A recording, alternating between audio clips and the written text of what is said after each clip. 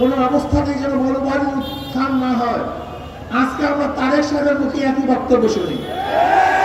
জয়ের বক্তব্য এবং তারেক সাহেবের বক্তব্যের মধ্যে আমি কোন ছাত্র আন্দোলন কি চায়? নীতি ও আদর্শের ভিত্তিতে সমাজকে গঠন করতে চায়, শাহবাগের অনুসরণে তারা জীবন করতে চায়। তারা কি চায়?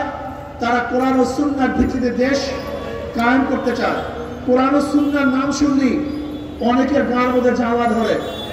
আমি দেখেছি বিগত আওয়ামী লীগ ফ্যাসিস্ট আমলের যে বক্তব্য, বর্তমানে অনেক নেতাদের মুখে একই বক্তব্য শুনি।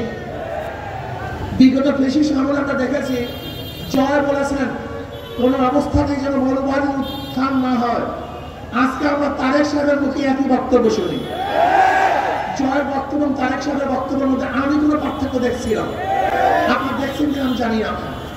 আপনারা দেখেছেন দক্ষিণপন্থীর উত্থান হচ্ছে, আজকে মৌলবাদীর উত্থান হচ্ছে।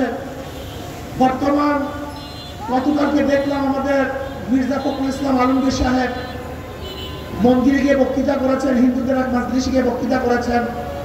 সেখানে ধর্মের ব্যাপারে ইসলামের ইঙ্গিত করে বর্তমান ইসলামী শাসনের ব্যাপারে তিনি ইঙ্গিত করেছেন। আমি বলবো ৯২% মুসলমান যদি ইসলামী হুকুমত হবে তার চেঞ্জ হওয়ার কি আছে? বরং ৯২% মুসলমান যদি ইসলাম হুকুমত না হওয়ার ব্যাপারে আশ্চর্য আছে। হচ্ছে না কেন? আমি বলবো আসুন আমরা সবাই সম্মিলিতভাবে ইসলাম হুকুমত কায়েম করার জন্য চেষ্টা করি।